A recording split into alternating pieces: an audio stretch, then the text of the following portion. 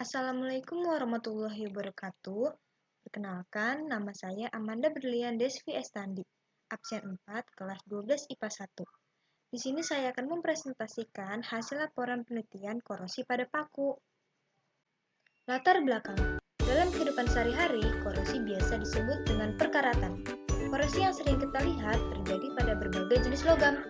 Benda yang memiliki komponen logam seperti seng, tembaga, besi baja, dan sebagainya dapat diserang oleh korosi. Selain pada perkakas logam ukuran besar, korosi ternyata juga mampu menyerang logam pada komponen-komponen teknik peralatan elektronik, mulai dari jam digital hingga komputer, serta peralatan canggih lainnya yang digunakan dalam berbagai aktivitas manusia. Oleh karena itu, cara pencegahan korosi sangat diperlukan untuk menghindari kerugian yang ditimbulkan oleh korosi. Rumusan masalah. Yang pertama, bagaimana pengaruh berbagai larutan terhadap korosi pada paku besi? 2.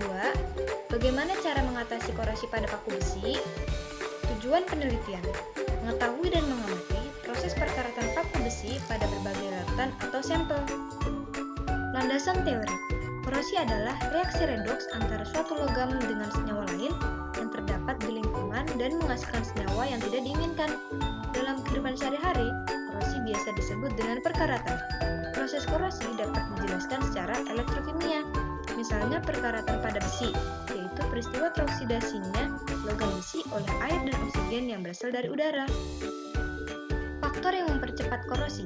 Yang pertama ada air dan kelembapan udara. Air merupakan faktor utama terjadinya korosi.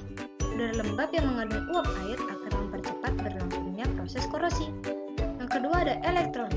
Adanya elektrolit menyebabkan transfer elektron dari logam ke oksigen yang berlangsung lebih cepat.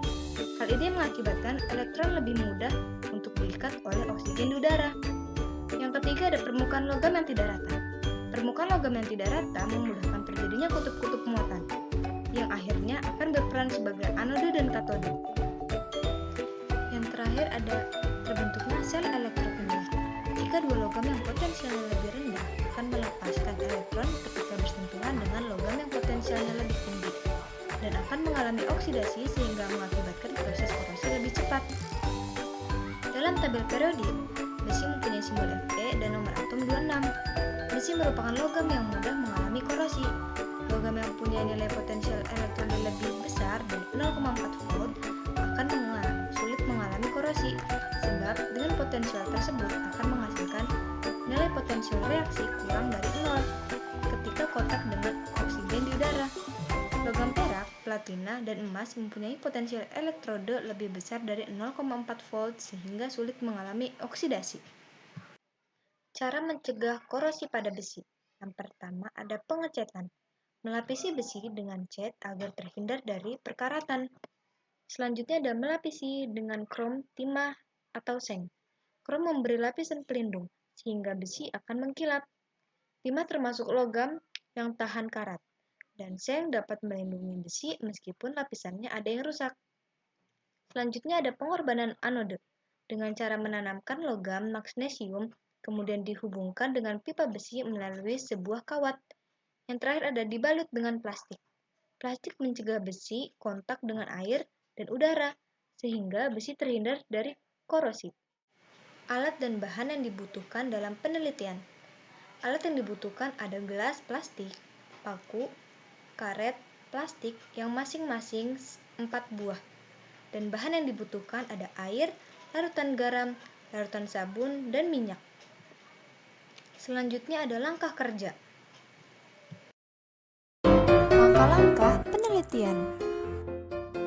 Yang pertama, siapkan alat dan bahan yang sudah disediakan. Kedua, celupkan paku ke semua sampel atau larutan.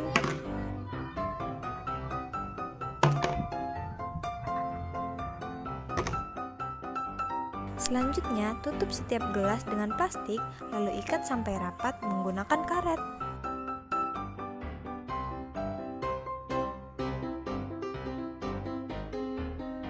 Yang terakhir, amati proses perkaratan pada paku dimulai dari hari pertama sampai hari ke-7.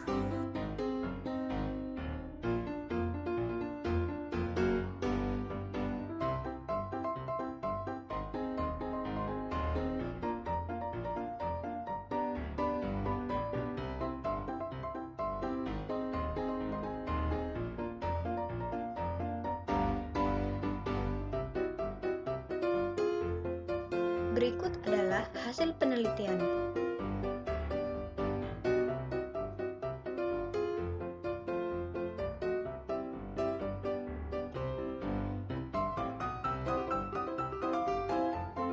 Pembahasan.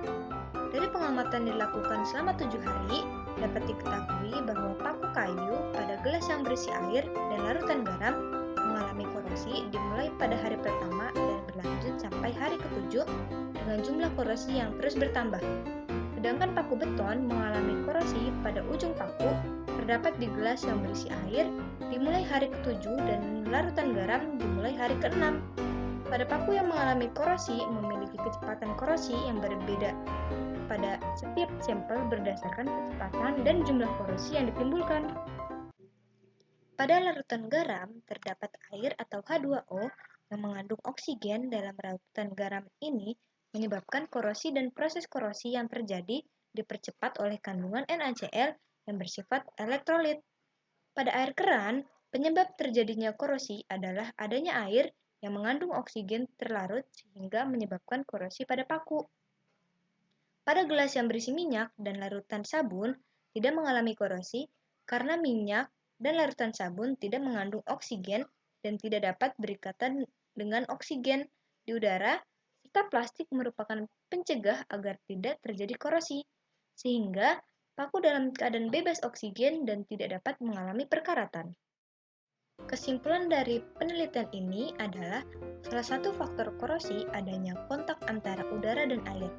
Agar tidak terjadi korosi pada besi, jangan sampai besi terkontaminasi dengan air atau larutan yang dapat menyebabkan oksidasi sehingga besi dapat berkarat. Untuk melindungi bahan besi dari korosi dapat dilakukan dengan cara pelapisan besi dengan bahan yang tidak mengalami perkorosian atau bahan yang tidak dapat bereaksi dengan oksigen, sehingga besi dalam keadaan bebas oksigen dan tidak mengalami korosi. Cukup sekian presentasi yang dapat saya sampaikan. Terima kasih yang sudah menonton.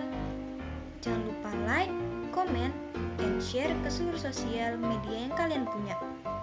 Wassalamualaikum warahmatullahi wabarakatuh. Bye-bye.